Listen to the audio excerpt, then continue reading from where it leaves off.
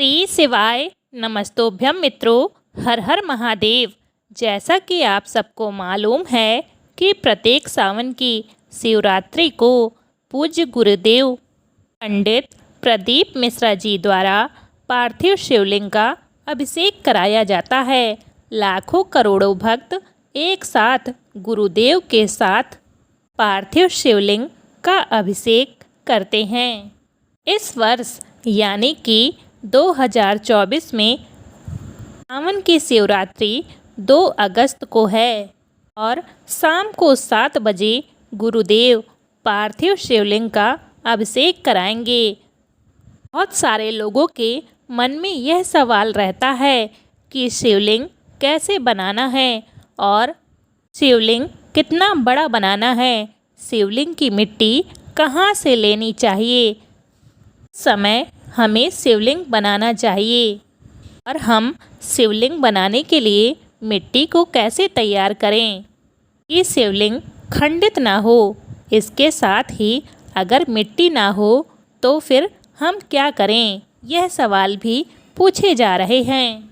आज की इस वीडियो में आपके सभी सवालों का जवाब मिलेगा।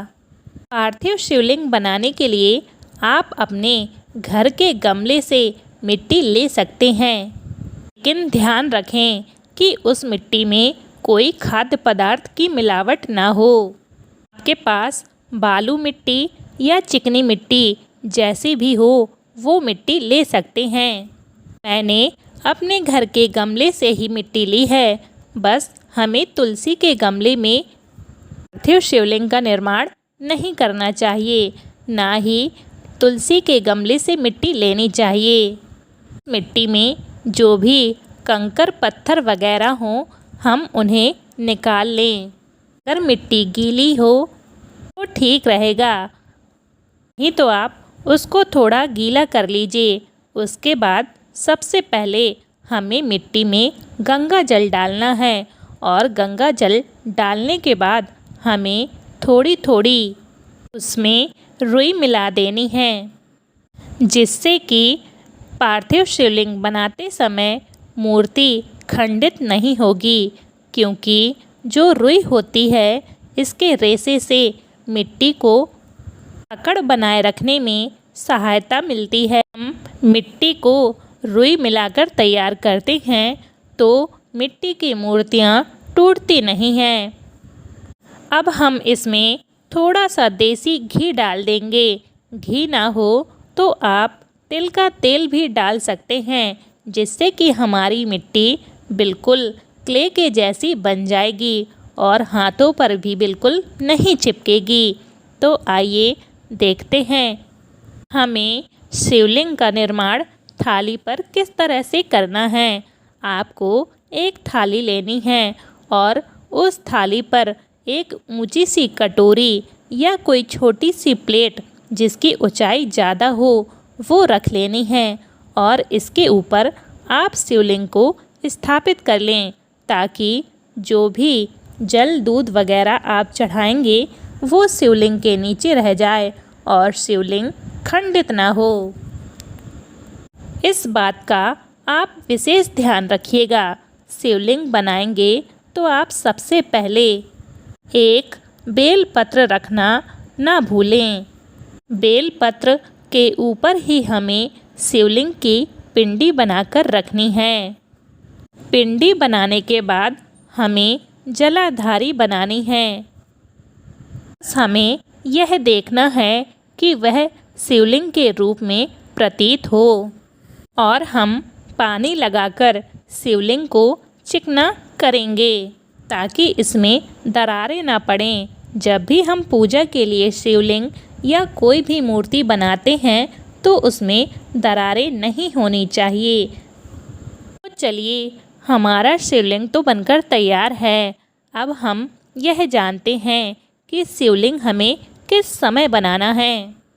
दोस्तों, आपको शिवलिंग 7 बजे से पहले ही बनाकर रख लेना है। अगर आप चाहें तो सुबह ही शिवलिंग बनाकर रख सकते हैं या फिर दोपहर में भी बनाकर रख सकते हैं, लेकिन कोशिश करें कि जब आप अभिषेक करें उससे कम आधा पौना घंटा पहले ही आप शिवलिंग बना लें, ताकि ये अच्छे से अपनी पकड़ बना ले। तो आइए अब हम जानते हैं कि पार्थिव शिवलिंग के पूजन के लिए हमें कौन कौन सी सामग्री की आवश्यकता होगी। गुरुदेव ने हमें क्या क्या सामग्री बताई है। भगवान शिव शंकर की पूजा में गंगा जल का बहुत अधिक महत्व है। तो सबसे पहले आप गंगा जल रख लें। उसके बाद हमें पंचामृत लेना है। तो दूध, दही, घी, शक्कर, शहद, पांचों चीज़ों को मिलाकर आप पंचामृत बना लें। पंचामृत अगर नहीं बनाकर रख रहे हैं तो कोई बात नहीं, आप कच्चा दूध भी चढ़ा सकते हैं। साथ ही हमें देसी घी का दिया जलाना है और हमें इसके लिए 2 मिट्टी के दिए चाहिए होंगे। अगर मिट्टी का दिया नहीं है तो आप पीतल का दिया भी ले सकते हैं। इसके साथ ही हमें धूप बत्ती, भगवान शंकर का तिलक करने के लिए हमें चंदन चाहिए होगा। भगवान शिव शंकर को धतूरे के फूल अति प्रिय हैं, तो धतूरे के फूल मिल जाएं तो ठीक रहेगा, अगर नहीं मिले तो कोई बात नहीं। आंकड़ा यानी मदार का फूल भी ले सकते हैं। भोग के लिए आप कोई भी ऋतु फल ले सकते हैं। 1 लोटा जल, गेहूं के 21 दाने, कमल गट्टे 5, चावल के 108 आखा दाने यानी कि टूटा हुआ ना हो, काली मिर्च 21 दाने, काला तिल, धतूरा, 7 बेलपत्र, 7 समी पत्र और 7 गुलाब के पुष्प, चंदन, 3 गोल सुपारी, रोली, चावल, कपूर, 2 जनेऊ, धूप बत्ती, मौली, इत्र, मिठाई, लौंग, इलायची और पान के पत्ते। यह सभी सामग्री आप पूजा की थाली में अवश्य रख लें। शिवलिंग की हम जब भी पूजा करते हैं तो जलाधारी हमेशा उत्तर की दिशा की तरफ करते हैं। यह हमें गुरुदेव उसी समय बता देंगे। बस आपको यह ध्यान रखना है कि जब आप शिवलिंग बनाएंगे तो शिवलिंग छोटे आकार का होना चाहिए। शिवलिंग की जो पिंडी आपने बनाई है वो अंगूठे से बड़ी नहीं होनी चाहिए। जितना हो सके उतना छोटा शिवलिंग बनाइए। इसके साथ ही यह भी ध्यान रखें कि जो शिवलिंग आपने बनाया है वह खंडित नहीं होना चाहिए। अगर आपको मिट्टी ना मिले तो फिर आप क्या करें। वैसे तो देखिए घर के आसपास या गमलों में सब जगह मिट्टी मिल जाती है, तो आप कोई भी मिट्टी लेकर शिवलिंग बना सकते हैं। बस उसे पूर्ण रूप से शुद्ध करने के लिए आप उसमें गंगा जल मिला दें। पार्थिव शिवलिंग का अभिषेक घर के सभी सदस्य एक साथ बैठकर कर सकते हैं। पार्थिव शिवलिंग के अभिषेक की महिमा ही अलग होती है। गुरुदेव हमेशा पार्थिव शिवलिंग का अभिषेक कराते हैं। शिवलिंग में संपूर्ण शिव परिवार विद्यमान होता है। सिर्फ अगर आप शिवलिंग का पूजन करते हैं तो समस्त शिव परिवार का पूजन हो जाता है।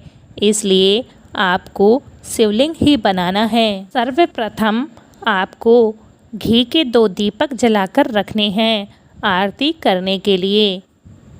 7 बजे सीधे पूजन चालू हो जाएगा, इसलिए आप शिवलिंग को पहले से ही बनाकर रख लें और अपना टीवी या मोबाइल चालू कर लें। उसमें पंडित प्रदीप मिश्रा जी द्वारा ऑनलाइन पूजन कराया जाएगा। आपके नगर में, गांव में जो भी ब्राह्मण देवता हों, पंडित जी हों, आपके यहाँ आते रहते हों, आप उस समय उनको बुला सकते हैं। सावन की शिवरात्रि के दिन जो भी पार्थिव शिवलिंग का पूजन शाम के समय शिवरात्रि के दिन रात्रि के समय पर करता है उसे मनोवांछित फल की प्राप्ति होती है। और हाँ, दक्षिणा के रूप में आप कुछ रुपए अवश्य रखें। बाद में वह किसी मंदिर में दान कर सकते हैं। फिर जो पंडित जी कथा रहे हैं उनको दे सकते हैं। हाँ दोस्तों, शिवलिंग का विसर्जन करते समय आपको एक बात बहुत ध्यान रखनी है। जल की धार हमेशा उत्तर दिशा की तरफ ही हो, अर्थात उत्तर का भाग हमारी ओर हो। जब हम थाली में बने हुए पार्थिव शिवलिंग का विसर्जन करें, जल की धार हमारी तरफ दिखनी चाहिए। जल में डालते समय जब वो थोड़ा सा भाग दिखता रहे जिसलिए आपने शिवलिंग बनाया है, उसकी कामना करते हुए आप पानी में देखते हुए अपनी कामना को बोल दीजिए। इसके अलावा आपके मन में अगर और कोई सवाल है तो आप कमेंट करके हमसे पूछ सकते हैं। हम रिप्लाई करने की कोशिश अवश्य करेंगे। उम्मीद है आपको यह वीडियो पसंद आया होगा। अगर आपने अभी तक हमारे चैनल को सब्सक्राइब नहीं किया है तो चैनल को सब्सक्राइब कर लें और वीडियो को लाइक कर लें। भगवान भोलेनाथ की कृपा आप सभी पर हमेशा बनी रहे। चलिए फिर जल्द ही मिलेंगे आपसे अगले वीडियो में। बम भोले।